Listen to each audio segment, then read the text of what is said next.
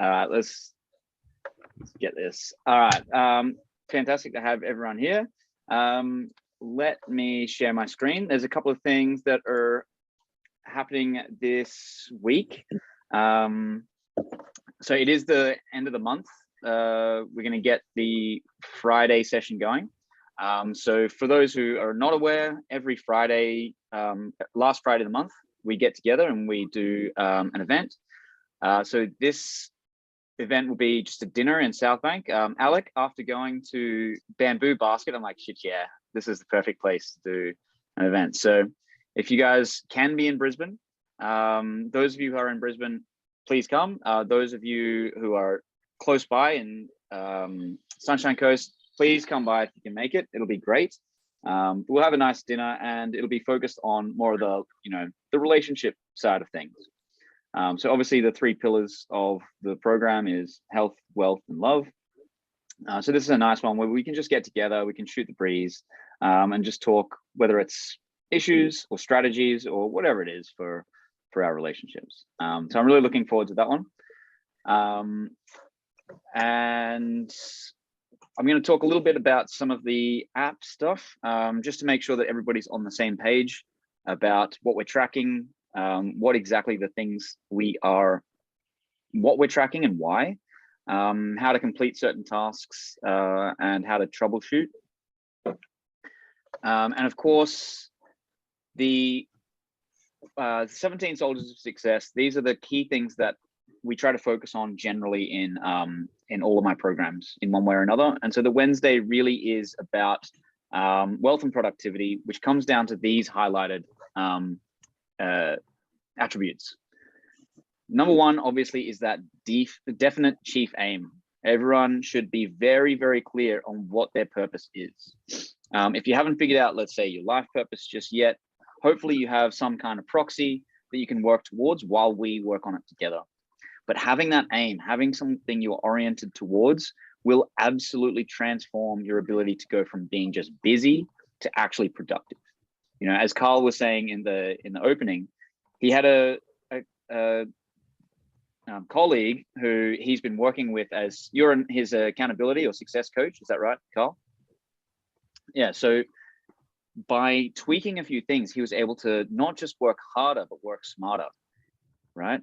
And having that chief aim can really turn the noise down so that you can really focus on what's important, okay? So that's always what we're trying to develop in all of these meetings and sessions, okay? If you are completely struggling with money, having a habit of saving and starting that with just 10% of your income, every dollar you earn, you should be saving at least 10%. If you do that alone for 10 years, after 10 years, you will have an entire year's salary in the bank. I mean, that insight alone can really change the game in how you think about building wealth. And of course, once you take into account the fact that money accrues at an exponential rate, you'll find that in 10 years, you'll have way more than a single year's salary. So the habit of saving is an absolute must if you want to be wealthy and have the freedom to do the things you want in your life. Slightly less direct, but still really, really important is the idea of having and developing self-control. Saving is an aspect of self-control. So is productivity, to be able to focus on the things that need doing, not just the stuff you want to do. And if you're in a job that you don't want to be in, or you want to get out of, or you're using as a stepping stone, don't sit there thinking, oh, I'm feeling sorry for yourself that you're there. Use it as an opportunity. Do more than you're paid for. Be the absolute best fucking employee you can be. All right. You take that attitude with you from wherever you are right now, whether you're working a job at Macca's, whether you're cleaning toilets, it does not matter. Absolutely use it as an opportunity to improve yourself, do more than you're paid to do, and benefits will come. Work should be your friend. Obviously, concentration and repeated failure are parts of the productivity pathway. And of course, this mastermind, taking advantage of the fact that you have an amazing group of people here who are all focused on improving themselves one way or another. All right. So make use of it. The best way to make use of it is to show up. Come here on Wednesdays. Be ready to just learn. You can sit quietly. I don't care. Just hear what other people have to say. but keep your camera on. I do want to be able to see you and be aware that you guys are engaging. So if I say something dumb or needs clarification, I can see that. And you can sit quietly for most of it, but just ask one question, at least just one question. And I'm going to show you where you can submit questions ahead of time, so you can you don't have to save it up until you get here to ask the question. You can submit a question to me online and make sure that we discuss it. We'll bring it up, and then you'll be able to get the mastermind discussing that problem. So if you're facing a problem, if you've got a question, raise it, submit it to me, I'll raise it, and then we can make sure that we all pull it apart and give you the benefit of having multiple intelligent, successful people focusing on whatever problem it is you're facing. All right. Simple analogy, closed mouths don't get fed. If you sit there, you don't say anything, I can't help you. The group can't help you. So show up, camera on, ask a question, and that is the path to success. All right. I just want to update as well that I'm going to change my structure a little bit about how I take your calls and how I interact with you. This should be a much more convenient for everyone. Let me expand it. They're decent office hours, eh? Far out. What was that? I didn't quite catch it. I just said they're pretty decent office hours, mate. Well, let it be a lesson, man. Like you can have a very solid, successful business and not be working like 80 hours a week. All right. Now that said, like obviously, if these times are not going to be suitable for you, I will expand them. But I'm just giving you an example of like I don't want to work 5 days a week. I don't want to work 80 hours a week.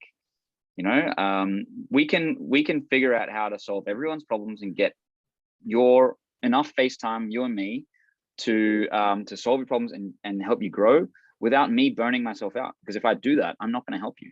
I'm not going to be as good. So I've got some time blocked out for myself on Fridays. I'm not available. But during the week, I've got these office hours.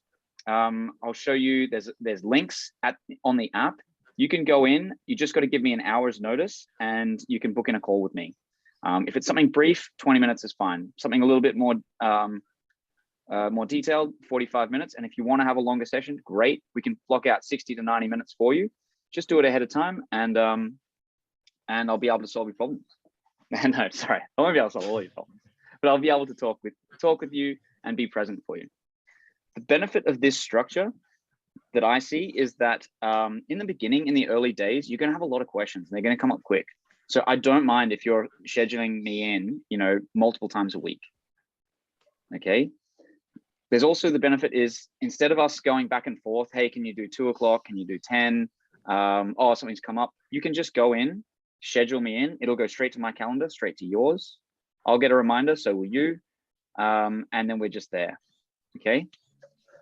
So in this consultation room channel, you can go into the consultation room and there are links for each of these. If you have a small or medium sized like conversation you want to have, just schedule me there. If you think you need longer, if you need more time, hit up this one. That'll take you straight to a calendar link. Okay, you can schedule it in with me. All meetings that are like just personal one-on-one will take place in this meeting room. And so you can schedule it in and you can find us here. And if you're unsure what my general office hours are, they are these. And if you can't find a time here, just send me a message. I'm happy to adapt these. This is just where I'm starting. If that gets full up and it's not catering to everyone, I will expand them. Okay. And of course, if you have just questions, bring them to the group. Ask them to the group because the group can absolutely, you know, there's more intelligence here as a group than there is just by myself. So you'll benefit from the ability of other people to help solve your problems. And in addition to that, here is a link for you to submit questions. So you press this link, it'll take you to a page like this. Just submit your name, under what category your question falls under, and then your question, and that'll get emailed to me, and then I can bring it up to the group. If you want to be anonymous, that's cool. Just write in anonymous. That's fine. I'll bring it up. Okay.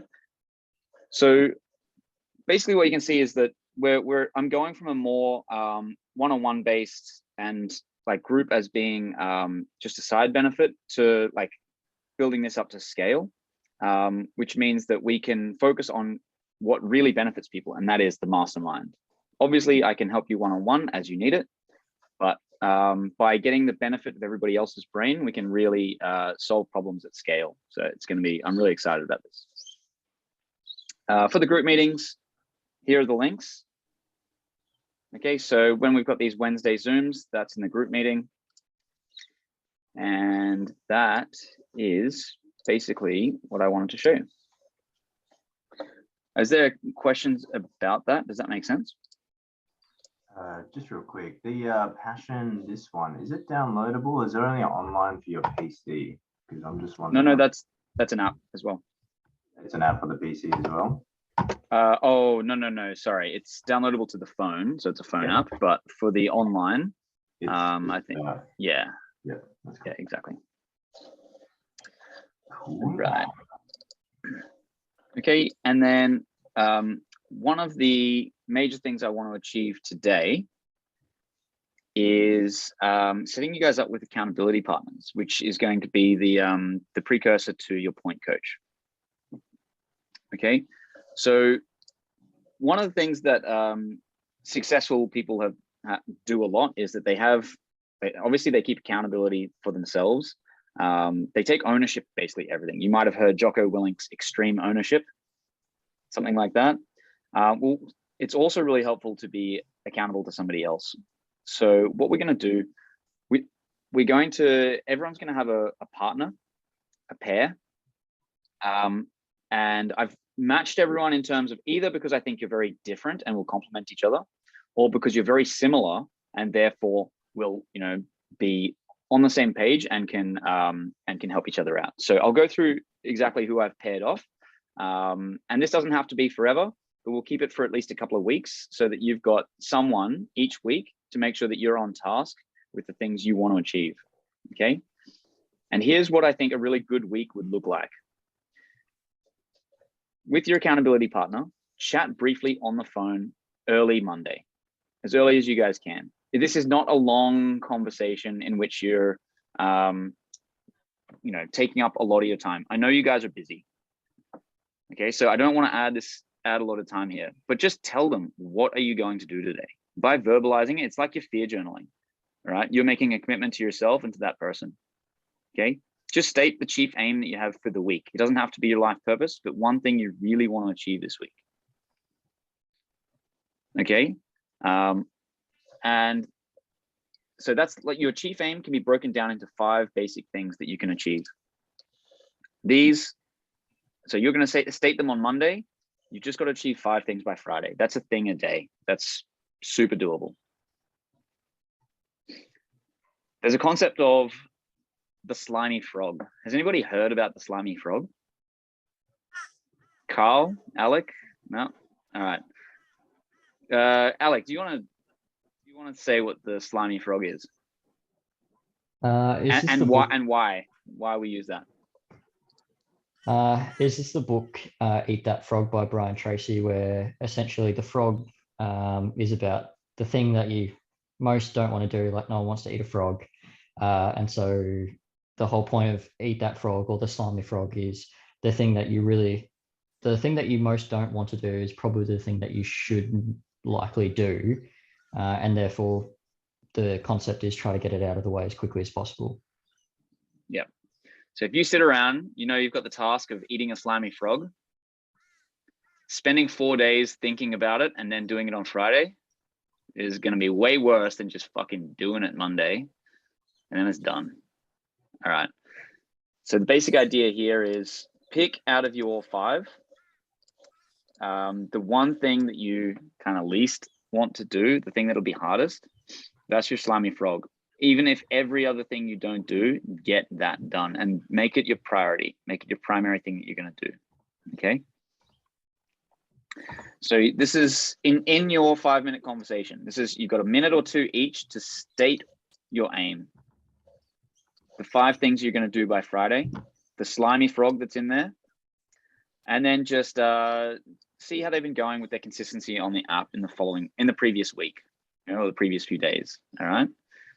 So the tasks on the app are designed to keep you doing things that are beneficial to you, no matter what your goal is. Okay, and they're simple. They usually only take a few minutes. Anyone can do them, and it's really about making that contract with yourself. Okay, you can do these things. You can meditate 20 minutes a day, not 10 or 15 like I'm seeing most people doing. Not sure what's going on there. We'll chat about that shortly. Okay, just check in. How are they going? Are there any barriers? Are there things that are coming up that make it difficult to do these things? Because we all lead really fucking busy lives. Okay, but just having someone else you can chat to and talk about whatever's going on and why, you know, if there's a problem, you can still do this within the 5 minutes. So a minute or two to just state your chief aim, the 5 things you're going to do, the slimy frog. Just ask the other person how they're going with their check-ins. Don't spend more than a minute talking about it. And then send a text to your accountability partner once you've eaten your slimy frog. When the other person has sent you that text, congratulate them. All right. Get used to congratulating other people for their success, and also get used to congratulating yourself and being congratulated for doing good shit. All right. You deserve wins. Oftentimes, like, we might have in a month, like, one really good day. And the thing is, that can make 29 or 30 other days in a month a fucking slog. So we got to celebrate it. Okay, so hopefully this will give you one thing to celebrate each week with someone, and it'll get you in the habit of celebrating other people's wins. Justin, did you just enter? Are you here? We had Justin, but he's gone. Yeah. Okay, does that make sense to everybody?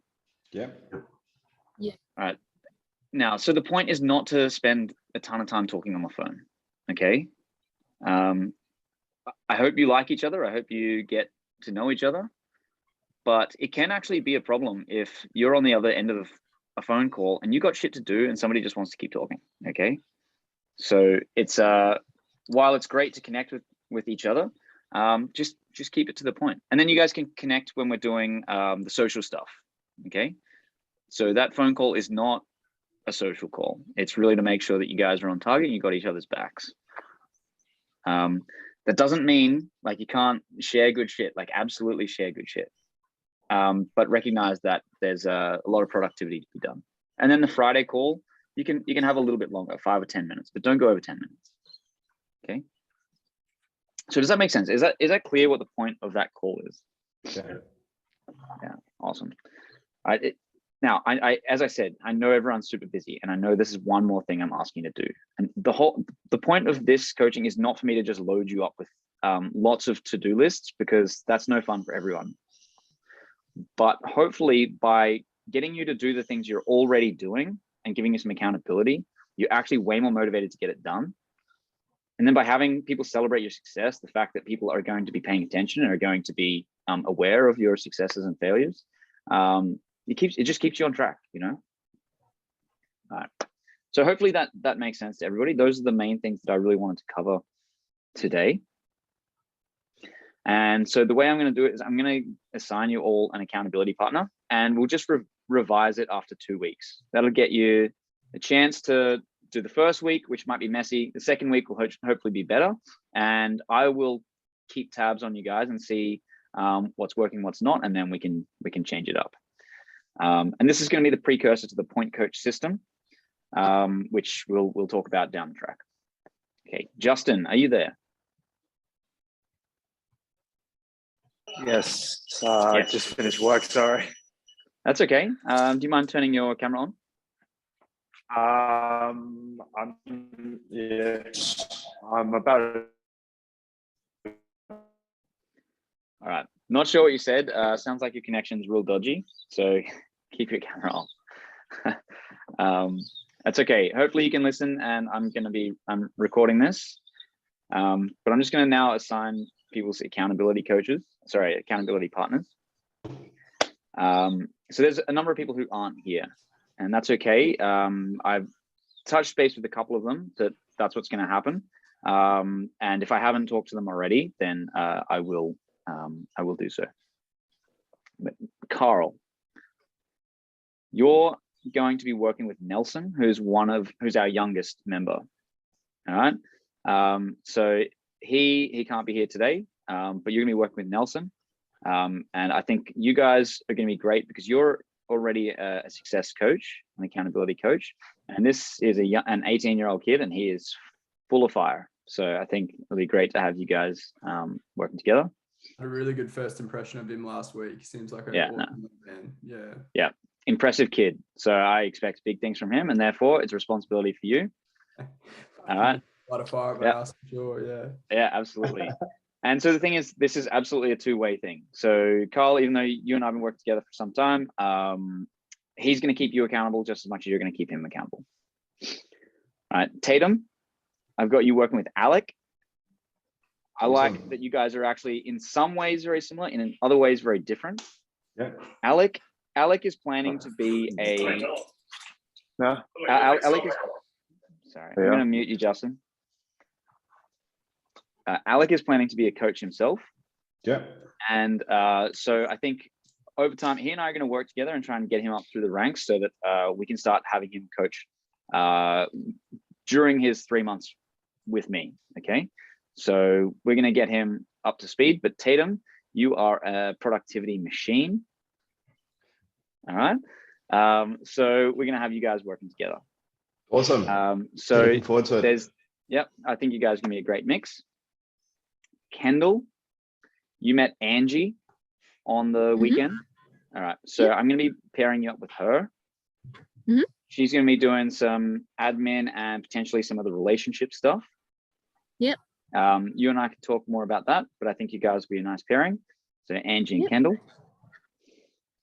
Kenji, you are with Justin. Yeah. All right, so I like that you guys both live with your brothers, and he's ex-personal trainer. You've got quite a background in fitness. Yes. All right, so I think that'll be a really nice pairing. Yep. Tim, you're going to be with Marco. I think you guys are very different. He's a very wild man, and you're a real estate businessman. I think that's going to be a very interesting pairing. I can't wait to see what happens with those two.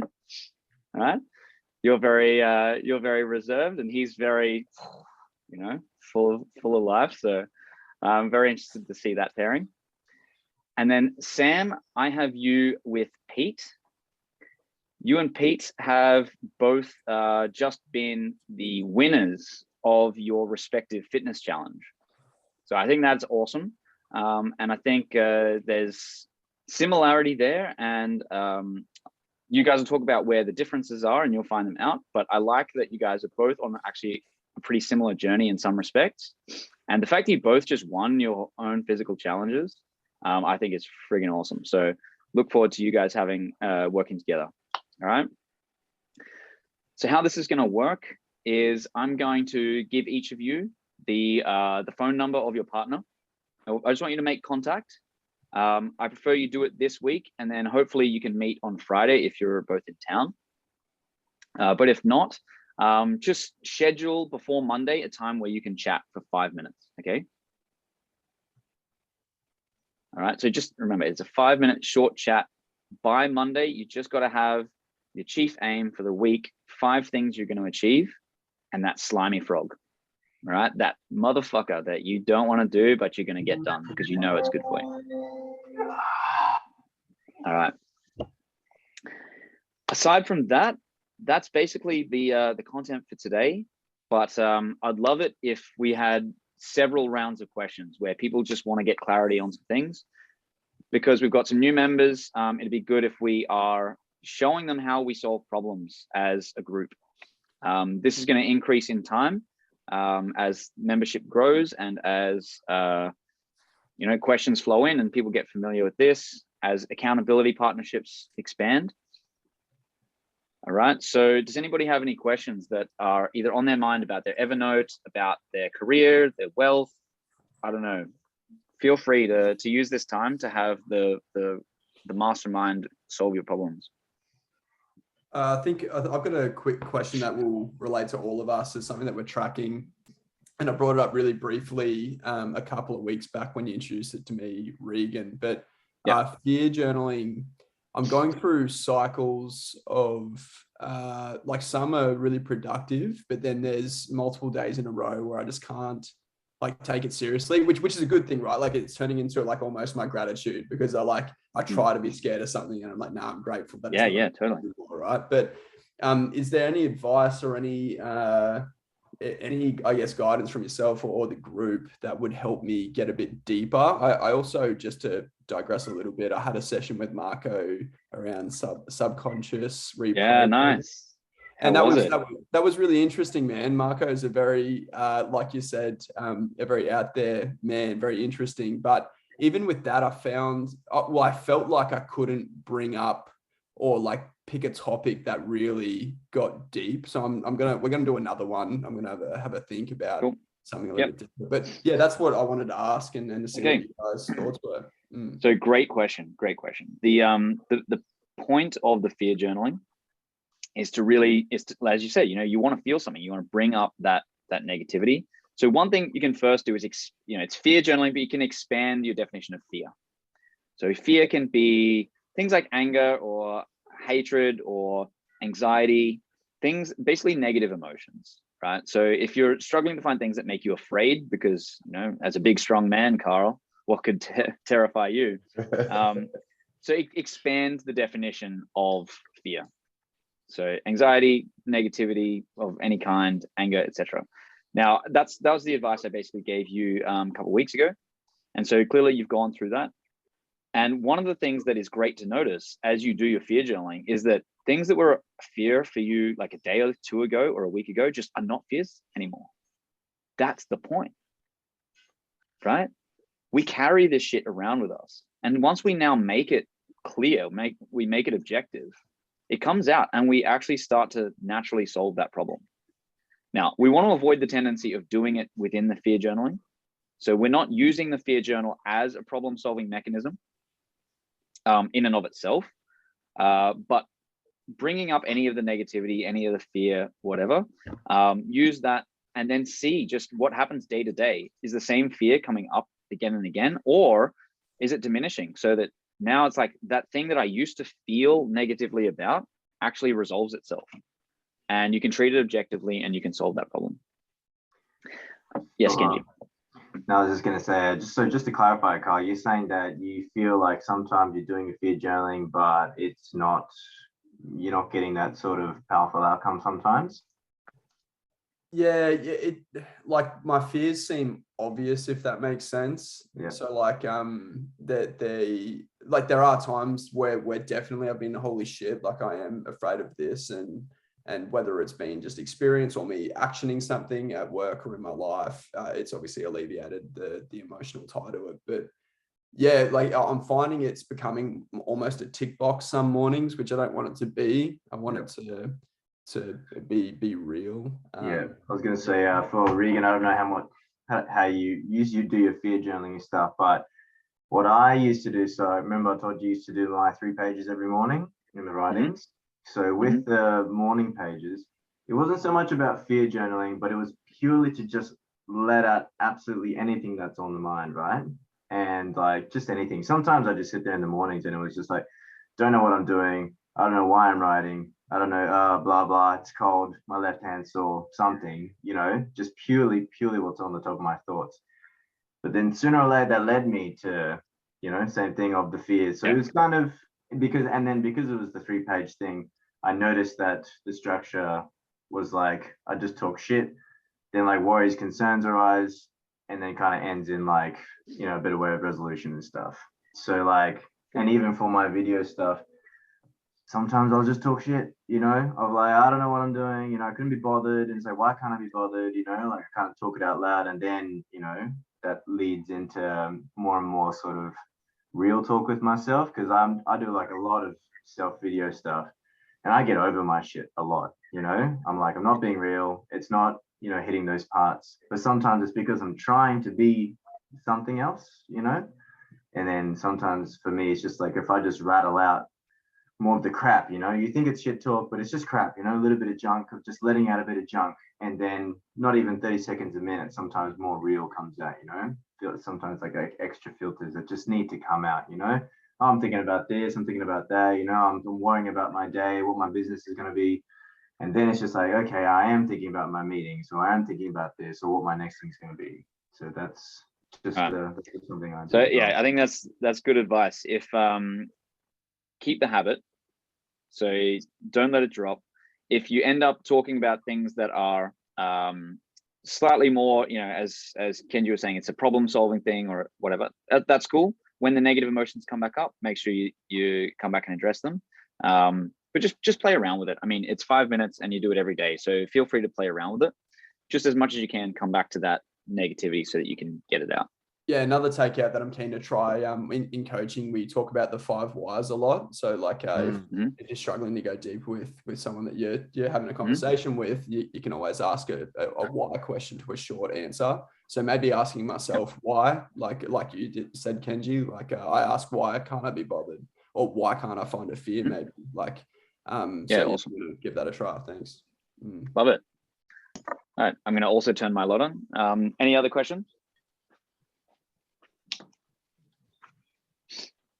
I guess Regan, it's like what you were talking about before, the meditation, trying to get 20 minutes in, especially because I usually do my meditation so late at night after the kids go to sleep, and I'm in a bit of a dilemma where am I going to fall asleep or am I doing it right kind of thing. Yeah. If that, yeah, like I do Totally, set a time for 20 minutes and I'm like, or I'm on the verge of maybe I should get out of the meditation because I'm just going to close my eyes and go to sleep. Or yeah, if that makes sense. Yeah, one of the perennial questions of learning to meditate is how do you prevent yourself from falling asleep? Because meditation is in that, it's in that gray area between wakefulness and sleep. So it's an active mind and a still body. And what's really interesting is that if you are struggling to get to sleep, here's a trick for you. Lie down and do not move a muscle. In about 15 minutes, you'll be asleep. All right. And the thing is, so this technique of just not moving your body, that is sending a physiological signal from your body to your brain that you're asleep, and then your brain follows suit. And if you want to learn how to like lucid dream and things, that's the technique. So the problem is, if you're sitting in meditation and you're staying still, you are actually sending signals to your brain that you're going to the sleep state. Your body's unresponsive. Because what happens is, as you're thinking, it's going to send thought impulses into your body. And if your body is unresponsive and not sending action signals back, then the brain goes into that, you know, state between wakefulness and sleep. And if it stays there, then it goes into sleep. Okay, so it is a difficult situation. What you want to do, make sure you're sitting in an upright posture. Keep your back as straight as possible. Don't be leaning on anything. Set your alarm for 20 minutes. And what you can do is just scan through your body. Try to pay attention to your head, and then pay attention to your neck, and then your shoulders and your arms, and just scan through your body. What this does is it keeps your mind moving. Okay. And then once you get all the way to your toes, it should only take you a couple of minutes, 2 or 3 minutes, then go from toes back up to head. Okay. Just keeps your mind moving. There's then an active process in meditation. And this at least gives yourself a bit of a task. Set that 20 minutes, don't get up. That is simply just another thought, another impulse is to get up because problem, falling asleep or, you know, feeling busy, don't have time, whatever. That's a thought. That's a fear. That's a, you know, something your mind is doing to just throw up something to see whether you will move. It's really interesting. Once you go past these barriers up to like an hour, 2 hours, your brain really starts to throw crazy shit at you. But one of the first things it throws at you is, oh no, I'm too tired. No, I'm too sleepy for this. I'm going to go to sleep. Push past it. Even if you fall asleep a handful of times, you know, several times a night in a week, get that habit of doing 20 minutes. Okay. That habit and that not giving into those thought impulses is the important thing here. And you will improve.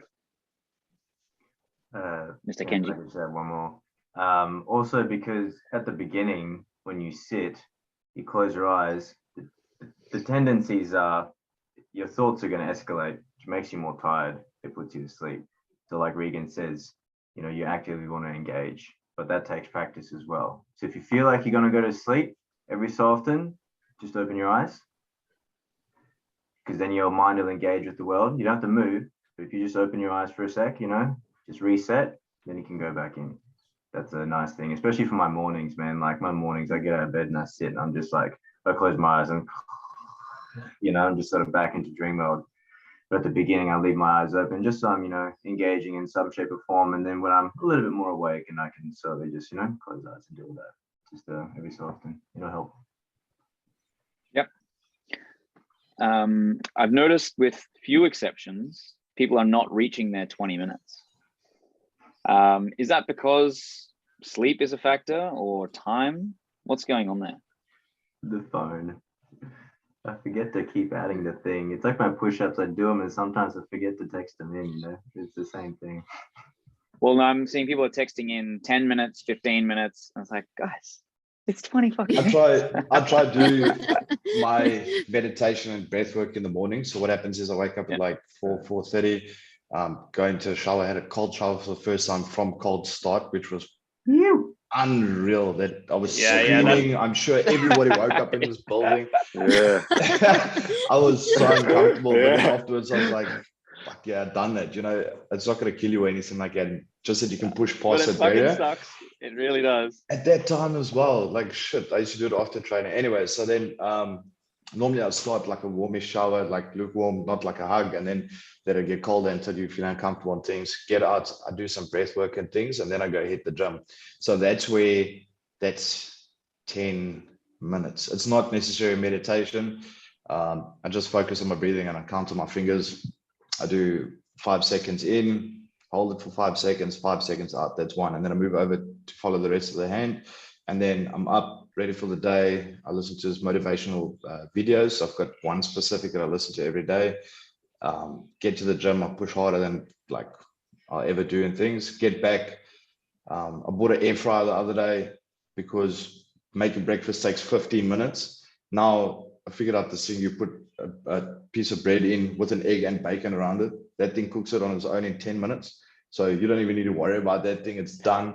You get back, you eat it in the car on the way to the office, and then so that's where my meditation falls in. So I love how the question about why aren't you doing 20 minutes turned into because the air fryer and bacon and eggs. No, so I understand. So I'm working ways to be more efficient with my time, and through that 10 minutes before hitting the gym is where my meditation happens. I'm not doing one in the evenings. I wind down, obviously, like trying to read and that kind of thing.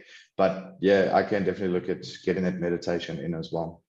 Well, one thing that we Sam and I talked about today actually was that, some of you guys have really solid morning routines. And so throwing in a 20-minute meditation in which you're actually, sometimes you guys get up and you go straight into cold showers or gyms or whatever. So your energy is really high right early in the morning.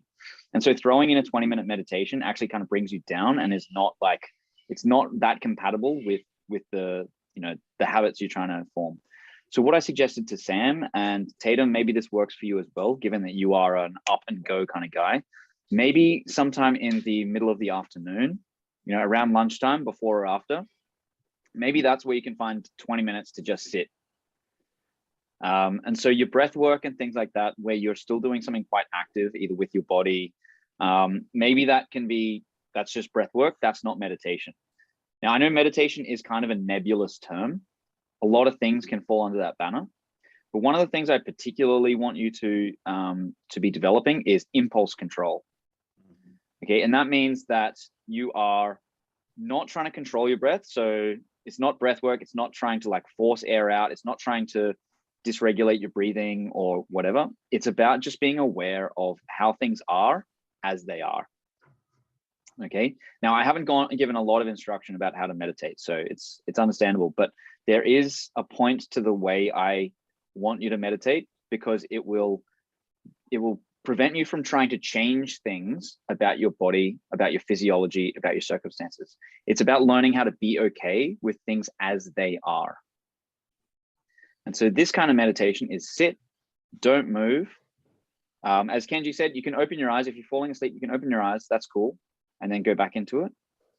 And the point there is you're not trying to control things. You're not trying to escape things. You're not trying to do things. You're just being aware. You can scan your body with your mind, and that's okay because you're just being aware of what's going on inside your body. But to the point, for people like yourself, Tatum, Sam, anyone else who's like a really up and atom kind of person, put the meditation later in the day. Either mid-afternoon could be really good, or towards the evening before you do your 10 pages reading. Does that help, do you think? Yeah. Yeah. Can I just say as well, something that really helped me, I've been kind of the same sort of thing, like I do meditation in the morning, as soon as I get out of the shower, that sort of stuff. One thing that's helped me just in the last couple of weeks push it out a bit is I found a guided meditation. So it's not super intrusive or anything like that, but just something that instead of going from 10 minutes where it's just, sit down, count my breaths and move on, it's kind of interesting enough to me, and, find something interesting for you for a guided meditation that is 15, 20, 30 minutes long. And if it's interesting enough, you'll find time to actually sit down and do it. Because if you find it interesting, at least that way you'll do it, you'll get the half an hour in, and then Headspace is a perfect one. I've got Headspace and Smiling Mind. So I was it's just the fact that you have the guided one, and get to half an hour, and then at least that way you use that as an excuse to get half an hour. And then once you've got the actual habit of, okay, every day at 2:00 that I seem to be able to get half an hour in, then it's kind of at least ingrained, and then you can go away from the guided stuff. It's Help really me good. anyway. I know the intent for this meditation is to stay still, but there's also really good ones for walking, for running, like all different types of activities that you'll do daily to be more present through those activities as well. So it's a great resource to lean on for sure. Even there's one for commuting as well. I mean, everyone, I don't know whether you sit on a train or a drive or whatever, do it there as well. It's just like, I think I've done the driving one, and it's literally just being aware of like your hands on the steering wheel, the cars in front of you, all like that sort of stuff. It's really, there's no excuse. So well said. Like there are a lot of ways you can meditate, and ultimately, if you do the style that I'm talking about, then what will happen is as you're driving, you are aware of what's going on inside your body. It's training your mind to be constantly aware of what's inside your body. So the habit itself is probably more important than the style at this point. So if you want to use the Headspace and have a guided thing, great. Just try to make sure you're getting that 20 minutes, because we need a significant amount of your time in order to develop actual impulse control. Because 10 minutes is probably not enough. Like you could basically do anything for 10 minutes. 20 minutes is sort of starting to get to the point where, needing to go to the bathroom is a factor, tiredness is a factor, busyness is a factor, people messaging you is a factor, and we need to be able to disengage from that. And 20 minutes is just long enough to be at that point. Okay, so the habit itself is more important than the style. So if Headspace and guided and whatever is for you, great, go and do that. If you want to talk to me about how to meditate or issues you're getting with meditation, absolutely happy to help you with that. I know Mr. Kenji has done a few Vipassanas. So we're both trained in the Vipassana style. Has anybody else done a Vipassana? No? On Okay. my 101 list. Who was that? Yeah, Sam. On my 101 list. Yeah, bro. It's it's probably one of the more important things you'll do. Honestly, like you know the research on psychedelics, for instance, like people do psychedelics and then they say that is probably top 5 most important things, including, like having their child and whatnot. I'd say Vipassana is at that level. 10 days where you can be a monk, that everything is taken care of for you. All you have to do is learn how to meditate and then practice it. It's a game changer. Will change your life. So if that's not on your 101 list or on your life goal bucket list, definitely worth putting on, but it's not for the faint of heart. It's not a meditation retreat where it's like, oh, it's just comfy pillows and a little bit of wandering around looking at, the stars. It's actually, I would say it's like military boot camp for meditation. It's like, it will test your mettle. But if you're ready and you're keen and what's that? I like that, test your mettle. Yeah, exactly. So, yeah, it will test you, but it's also the benefits you get from that are absolutely lifelong. And yeah, so highly What's it recommend. called? Vipassana. Vipassana. Can you type it on Yeah. the? It just means to observe in Pali. Vipassana. Go to dharma.org and you'll have the locations for Vipassana meditation in Brisbane, or everywhere. The one in the one is in the closest to the Sunshine Coast in Pomona. There's one there's- in Sydney as well. Yeah, there's a Sydney and a Melbourne one. Yeah. So I've Does done a Melbourne couple. have a centre? Yeah, I did one in Melbourne. I've done a Okay. couple here.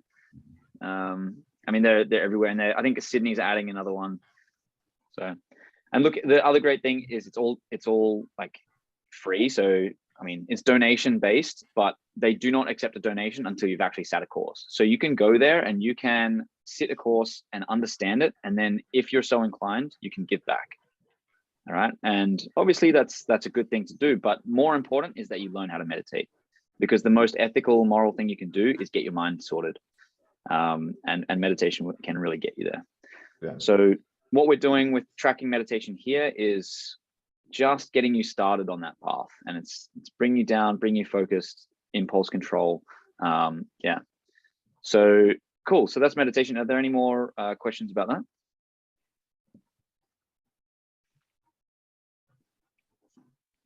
Nope. Okay. 10 pages. General idea is to read something either entrepreneurial or for self-development. Ultimately, we want to focus on the health, wealth, love aspects of your life. So try to be putting things into your mind that are to improve you. I appreciate the need for reading like novels and other things that stimulate your mind, and that is great. But I highly recommend for this challenge, try to read 10 pages a day of something that is actively improving you in a direction that you want to go. So you want to start a business, read entrepreneurial books. You want to be wealthy, read finance books. If you need suggestions, I've got a list, and I keep it small. It's a small list that I think that if you're unsure what to read, start there. Okay, so books like Richest Man in Babylon, Rich Dad, Poor Dad, Think and Grow Rich are excellent books for financial understanding and wealth building. And then there are other books on, if you want to go something slightly more philosophical and spiritual, things like there's a book called The Tao of Pooh, has to be the most practical spiritual book I've ever read. It absolutely changed my life because it helped me understand how to go with the flow. All right, and so you can bring flow into your life in no matter what you're doing. So The Tao of Pooh is a great one. If you want these suggestions, I have books, a small list of books there that you can go from. But top 3 for wealth building: Richest Man in Babylon, Rich Dad, Poor Dad, and Think and Grow Rich. Truly transformative books, and yeah, very, very helpful. Okay, so that's your 10 pages. Now, dare I ask that I know meditation minutes are supposed to be 20, and you do track those minutes, and people are honestly reporting 10 and 15. So that's good, they're being honest. Now, when you're recording your 10 pages, are you actually getting 10 pages, or are you sort of, everyone's getting 10 pages? Yeah. All right, excellent. Yeah, I get like a little bit more than 10 pages and stuff. Of course you do, Tatum. No, but like you read and The most it's like- productive man alive. The whole fucking book. Oh, I thought it was 10 books. 10 Oh, books. but it was like The Alchemist, that book. Jesus, I'm like reading that book, and eventually I got into it and I finished it at like 2 a.m. That was the craziest thing. Alchemist. Never ever get into books, and then you read one and read it till early hours of the morning. It's crazy. Yeah, it's a nice book. Very, very nice book. Sorry, which one are you reading, Tatum? That was called The Alchemist. Oh, yeah. Yes. All right. Well, I'd be interested to see what self-development or entrepreneurial books people are reading. So, Tatum, what are you reading at the moment? I'm Think and Grow Rich. Excellent. Beautiful. Kenji? I'm back to Red Book because I just finished Richest Man in Babylon. So I got Red Book Excellent. until I can acquire probably Think and Grow Rich. Okay, cool. I have a copy if you want it. Sam, what are you reading? I'm reading UFOs and the nature of reality. Awesome. But I know that you've got another book lined up. You've got Richest Man in Yes. Babylon. So that's what you're about to get started on. Nice. Excellent. Coral? Just want to say, Richest Man in Babylon is the perfect place to start. It's a short book. It's a fictional So story. good, man. It's So so good. good. And yeah, second time reading it, I got completely different things out of it. So yeah, great book. 48 Laws of Power is what I'm Beautiful. in. I'm up to the Yeah. seventh law. The seventh law. Yeah, excellent. Tim? Still going through Alchemist. Excellent. Excellent. Beautiful book. Justin? 12 Rules of Life. 12 Rules for Life. Oh, nice. You got it. Cool, Yeah, just nice. got it yesterday. Yeah, I actually only did 8 pages last night because I was falling asleep. Okay. Did you record it as 10? Yeah, I think so. Since it's your first time here, you just have to fight Tatum. That's it. I'm not going to punish you other than that. We're all human here, Justin. I recorded 60 minutes of meditation for a yoga session. All right. I can see that the moral integrity of this group has slid a long way. All right. So yeah, but a great book. Great book, Justin. And as you'll discover in one of the later chapters, there's the rule of tell the truth, or at least don't lie. But you'll get there. Yeah. Okay, Kendall, what are you reading? Mine is, it's called The Last Dance. So that's probably not one on your list. Definitely not. It is not on my list. No, but I would like to read the spiritual one that you recommended because Okay. that I want to be on that path at the moment. Yeah. So Okay. yeah, I think I'll get that one and get stuck into it. Okay, excellent. Yeah, I think I have a copy lying around, the Tao of Pooh, so I'll make sure I get that to you. And Alec, Oh, thank what are you reading at the moment? I just had to have a look. I'm reading The Tao of Pooh and The Psychology of Money by Morgan Housel. Yeah, that's Excellent. awesome. Okay. Mm. So Tao of Pooh, that honestly one of my favorite books, right? Mm. It's beautiful. Was that at my recommendation or is that one you were reading already? No, off your recommendation. Oh, Yeah, only okay. only the last couple of days. Yeah, cool. All right, amazing book. Truly changed my life as a result of an injury, and just, you know, it talks about understanding your limitations, going with the flow, recognizing the different states of mind we have, and how to tap into the ones that are actually useful as opposed to taking us in the wrong direction. So really, really good book. All right, and I'm glad to hear there's a nice like a nice variety there, but all or most, Kendall, are, and Sam, UFOs. That, like those sound like really interesting books. But yeah, so just for the purposes of this, for the purposes of the app, like if you want to read your own books outside of this, absolutely go nuts. But for the 10 pages, just make sure that is something that is improving you, either in your health, wealth, love, or I guess the spirituality, or you know, just self-knowledge. Right, and then so we've covered fear journaling, we've covered meditation, how to do it. Do pump up those numbers. Try to just, if you can get 20 minutes in a block, find the right time of day for you. Morning is obviously pretty good, but nighttime can be great as well. But you can find 20 minutes somewhere in the day. And then there's also the development of a personal goal. This can vary for each of you. And if you don't actually have your own personal goal yet, I encourage you to discuss it with me. The basic idea is that one of the biggest things you want to do, you want to get in your life, is having that definite chief aim. All right, so we want to make sure that we are aiming at something that's worthwhile, worth aiming at, something that gives us inspiration, motivation, etc. But obviously, if it's something worthwhile, it's not going to be done in a day. Okay, so we have to break it down. We have to be in the habit of figuring out how to take meaningful steps every single day that move us in the direction we want to go. Okay, so that particular thing that we're tracking, that personal goal, is up to you a little bit. But if you're not sure what it is, if you can't easily decide whether it's complete or not complete every single day, then talk to me and we'll be able to break down any goal, any big goal, into something that is actionable each day. All right. And if you're doing that, and if you're hitting these things consistently, then we can improve the difficulty. Okay.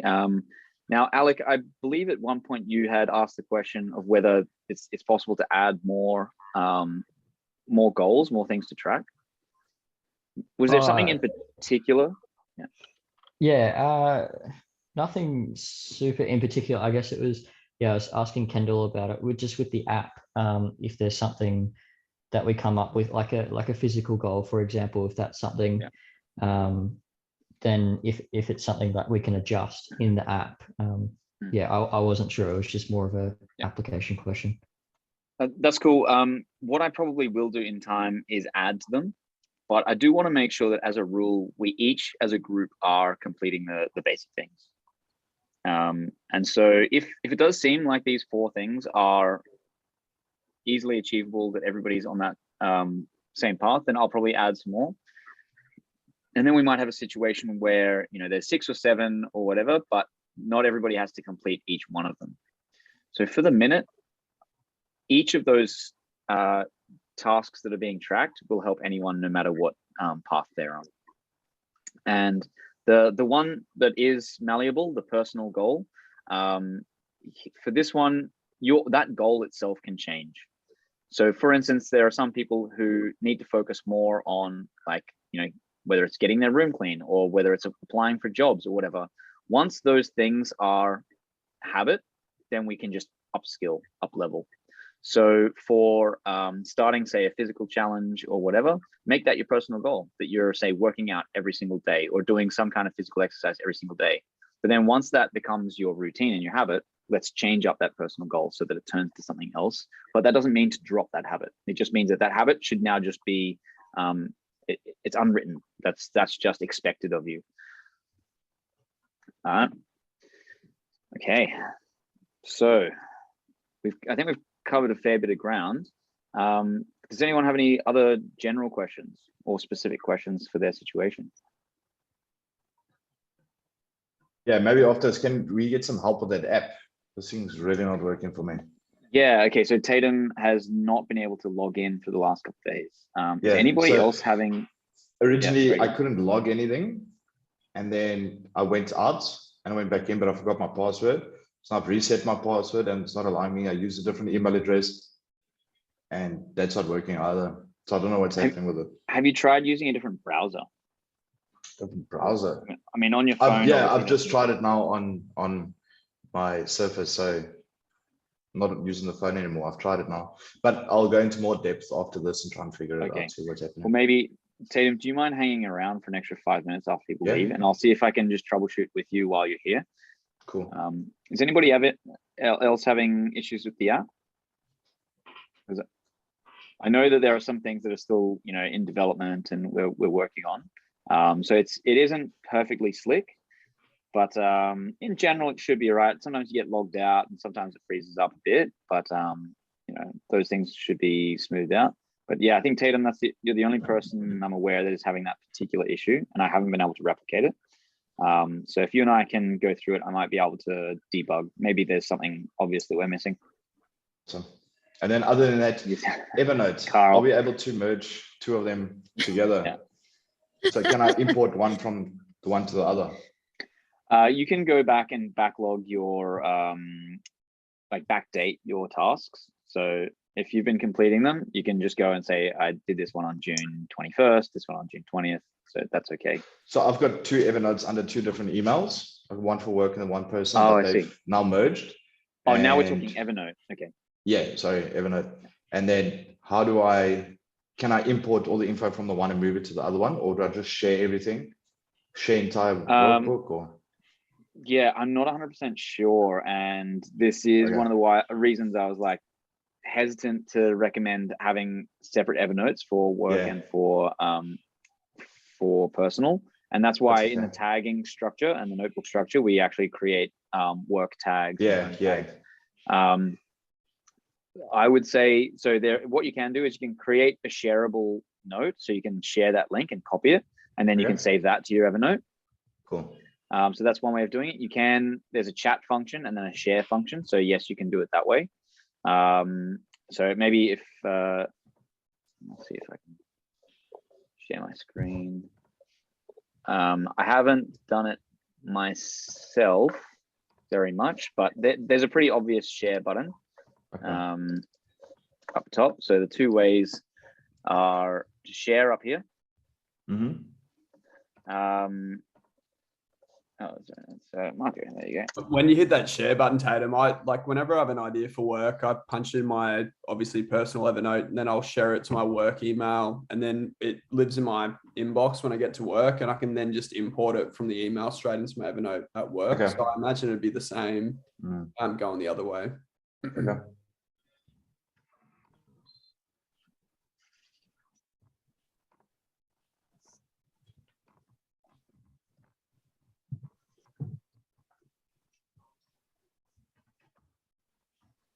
Sorry, apologies. I got a 6-year-old just hanging out there. So he's all good though. Was that question directed at me, or did Carl answer it? No, yeah, it's sort of, we'll figure it out. Okay. So yeah, there's a couple of ways to share. You can either share it directly, or you can create a general copyable link. So, but yeah, it's probably going to take you some time to merge the two. Okay. Any other questions? All right. So in general, we'll start at 4:20, and I would like to allow about 90 minutes for these sessions. I'd say an hour minimum, so that even if we're struggling to come up with stuff, ask questions, whatever, we should still make an effort to be here for at least an hour, so that we can make a habit of committing this time to that solving problems at the group level. The whole idea of the mastermind is very different from a hive mind. You know, are you guys familiar with the idea of a hive mind? Hive mind is just like sort of mass group think stuff, isn't it? Exactly. Yeah. Right. So if you think about how a lot of social media sites work, they operate on a hive mind principle, and that's just pure reaction. It's low vibrational, sort of it's purely on, you know, sensationalizing, reactionary, caricaturing. It's things like truth, things like meaning. These are completely adjacent to their operational structure. Okay. No, I was just going to say that, like, if we get in the habit of blocking out an hour at least minimum for these sessions, you know, right now, yes, we may have minimal stuff, but like going into the future, more people, bigger projects, I think it's only going to be more and more questions coming in. So if we get in the habit of an hour here, I guess now we might. Well, 90 minutes. 90 minutes should be the benchmark, but hour is absolute minimum. Yeah. I think obviously, as well as we work through and we all work together, we'll be privy to other resources, other topics, other content that we can share with each other. It's going to be awesome. Yeah. Oh, absolutely. Like I think this has been incredibly productive today. I'm very happy with the way this has gone, and I'm really looking forward to, once we get some really good momentum, get a roll on, how it's going to go. Because, you know, so Carl, Tatum, Kenji, and I just did a similar little mastermind for 6 weeks, and fucking hell, that was something. Like we smashed it. So I've been really excited to get this up and rolling at a larger scale. And you know, I do this stuff with my coach, and we have a mastermind, and it really is amazing.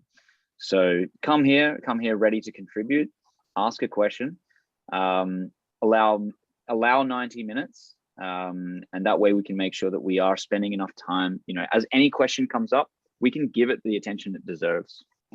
And like I said, you know, this is the opposite of a hive mind, where someone just puts something out there and people are just reacting. Like Reddit is a hive mind, even though there is an seeming ability to have that sort of drawn out discussion. The way these things are reaction based means that you end up just getting groupthink. The whole point of this is to tease that apart. You bring in something, a challenge or a question or something that needs to be solved, you know, and you get the benefit of others coming in and looking at it from different angles. So in a sense, there's an adversarial nature to some things. And basically we want to be able to air stuff, bring in challenges so that we get the benefit of, I mean, look at you all, we're all successful in our own ways. We're all intelligent. We're all stunningly handsome. We will be able to solve something. Cole's like, A quick question, Alec. Yeah. What was that book that you said you were reading? Not the Tao of Food, the other one. The Psychology of Money, Morgan Housel. It's really good. Like each chapter is quite short. It's almost like principle-based book of, you know, here's the chapter, here's what it's about, here's what it means. Super Morgan, practical. how would you say? Housel, Housel. Yeah, really good book. Just short and to the point, each chapter. It's good. Excellent. List. Okay, so in future weeks, feel free to bring, if you've got a recommendation on an excellent book or a video that's been really influential, come ready to share success. That was one thing that really came out in our recent mastermind based on productivity, which is where this mastermind has come from. The Carl Tatum, Kenji and I, was how important it is celebrating success and realizing that, you know, I think it's easy to be a little bit reserved when we win something, when we're good at something, for fear of being judged as whether it's arrogant or having too much ego, whatever. But having a group of people who are there to celebrate your successes along with you, incredibly important, and recognizing that it's okay to be successful. Oh man, you know, that was like a huge, I was gonna say that was like a huge thing for me on Monday when I was at Kung Fu, and like, you know, we've been practicing these techniques, mate, trying to understand this shit for 4 years right now, you know, and like I finally like had major breakthrough, and like I saw it, and then like I got the technique right, and my first one was a yes, but then I was like, but I could do better here. I was like, bro, like, do you know how long that just fucking took, you know? Yeah. And then the second one, I did it again, and I didn't go crazy, but inside I truly just fucking was happy for myself, you know? I was like, good on you. Like, that was a long time coming to break that step, you know? And yeah, that's awesome. And I could tell the big blocks there, you know, but it was great to break through. Fuck yeah, congratulations. So I'm happy. All right. Okay, and that's, you know, as cliche as it might seem, as kind of corny as it might be, get used to fucking, like, you win something, fucking go for it. Like, you obviously, if you're not getting in other people's face, but actually celebrating that win, do something that is an externalization of that success. I was gonna say, if you want an externalization, what you just did, Regan, if you want to feel it, go the arms above shoulder height. Trust me, you'll notice a difference between here and here. It's a totally different psychology to have your hands up here than it is down here. You'll notice something. Is that power pose thing? I'm not too sure, but it's just like, I know that once you have here, it opens up, it takes pressure off because the muscles have to support the arms above your lungs and your diaphragm. So physically, it'll open you up here. And you become more visible here as well, which is it's a very intimidating position. But if you open up and victorious this way, you know, more people will see you, but it's more of that embarrassment and shame and all that will come, but you overcome it from here, you know? So if ever, you know, woo! Yeah, absolutely. Fuck yeah. Celebrate that shit. It's worth it, man, because honestly, there can be entire months or even years where it doesn't feel like there's anything to celebrate. Celebrate the wins. Make a habit of it, and then what you're doing is you're programming yourself for success. You know, you start to notice success, you start to celebrate success, you start to feel successful. Success starts to become a part of who you are. Okay, so ultimately, and a lot of these books on wealth and you know, success, most of them barely even talk about money per se, or spreadsheets or balancing checkbooks. They don't talk about that shit. They talk about how to think, how to program yourself for success, how to understand, you know, like the psychology of money, the psychology of being someone capable of holding that energy. And so often what we have to do is not so much on spreadsheets, not so much analytical, but really cultivating a mindset of success and being proud of the things that we're successful for, because then we can attract more of it into our life. That's what I Okay. explained to my mother as well. My brother's great with numbers, right? He's great at balancing books, great at organizing all this stuff. And I was talking about, this concept of getting rich. And it's like, you should talk to your brother. I'm like, but he ain't rich, like Exactly. he's great for helping me with organizing stuff. Yeah. But not to get rich, Exactly the same. My brother, he was selected out of high school. He was drafted by PricewaterhouseCoopers, so one of the largest accounting firms in the world, I guess. He went through a cadetship. They paid for all his university. He was dealing with very large corporate bookkeeping, right? And yet the guy was forever without money. Just there was a big difference between being able to do it analytically and logically and the actual ability to hold that money, hold that energy, and be successful. And he was, right out of school, he had all of the help he needed, and he was getting big checks, but it never actually eventuated in his personal wealth being built. And that's because it really comes back to mindset. It comes back to habits, and he just didn't have those. So, yeah. Finish up, Regan. I was gonna say, so just we got to understand that a lot of success and a lot of wealth and productivity comes back to the mind and how you view yourself, and then programming yourself for that success. Right? So even this kind of shit is actually physically encoding that back into your behavior, back into your mind, into your brain, so that you can continue to grow. Yes, Mr. Kenji. No, I was just gonna say, man, the two.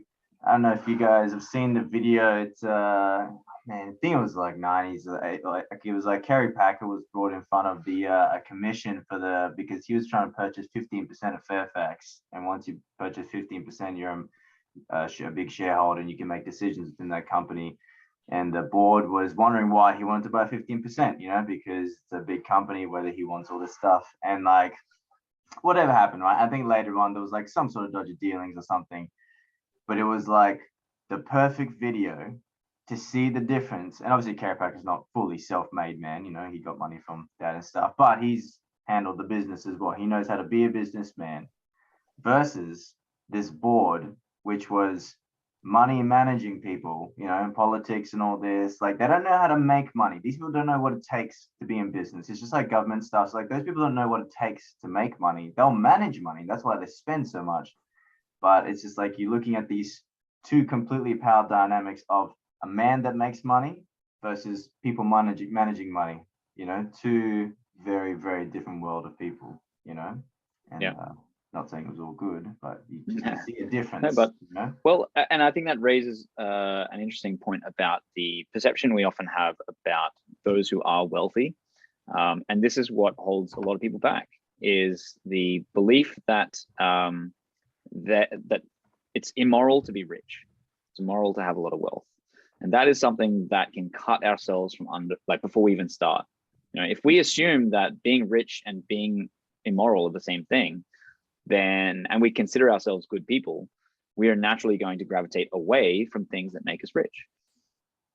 But if you have, and most people here either want to improve themselves so they can be better people, or they want to improve themselves so they can help more people, right? And if that's the case, if you want to help more people, and one of the reasons you can't do it is because you don't have enough money to influence others, that you spend all your time working at a job you don't want to work at, and therefore you can't help the people you want to help. Well, it now becomes your moral obligation to get wealthy. Okay, so we can align our incentives to, if being wealthy would allow you to help more people, well, then now your incentive is to get wealth so that you can help people. Okay, so if we can align those incentives, then we can make it a moral virtue to accumulate and accrue wealth so that we can have the influence on the world that we need to have and that we think is needed. Regan said something very similar in one of our first sessions, and it's one of my affirmations because that was something I really struggled with. Like, I saw making money as dirty, or I was never, I wouldn't consciously say to anyone else, and therefore I wouldn't say it to myself. I wouldn't ever be honest about wanting to make more, or I would always avoid it, self-deprecate, etc.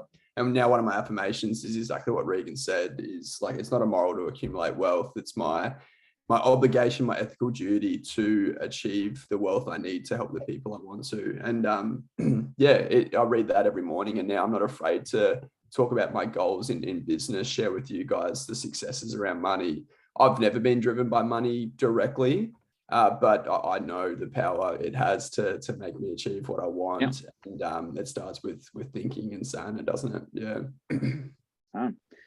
A very good place to end. We're just about to come up to the 90 minutes.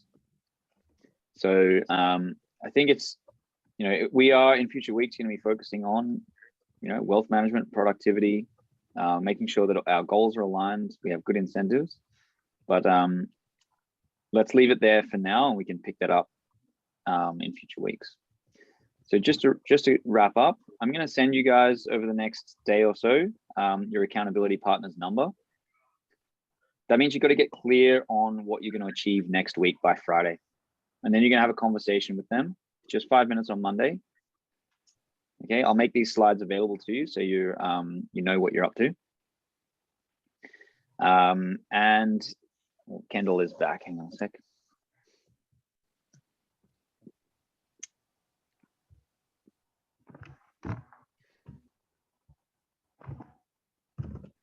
Kendall? Hello? Hey, we're just about to wrap up.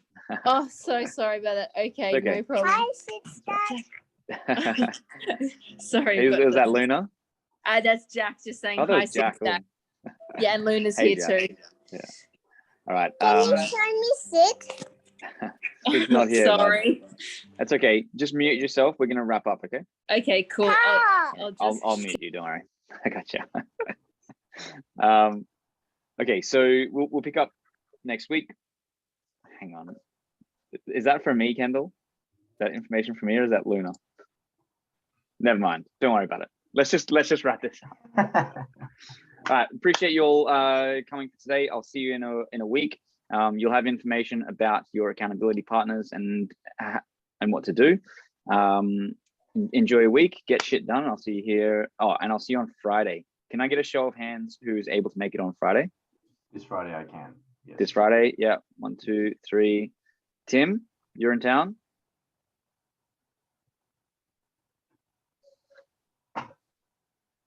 This Friday, got a company dinner. Okay. We will be there. All right. Well, I think there's other people who are not here today who can make it. So there will be more than us. Tatum, you're not able to make it, even though you're in town. Unfortunately not. That's a shame. Justin, you're right. You're in. Cool. All right. If it's intimate. So I know that a bunch of you guys are either Carl, Sam, you guys are in Sunshine Coast. Alec, you're in Perth. So that's all good. We're gonna just have a really nice dinner. It's gonna be beautiful, and we'll see you guys next Wednesday for more wealth and productivity. All right, Tatum, stick around and we'll sort out your problem. Awesome. Thank you very much, guys. Talk to you guys. Talk to you guys soon. Take it easy.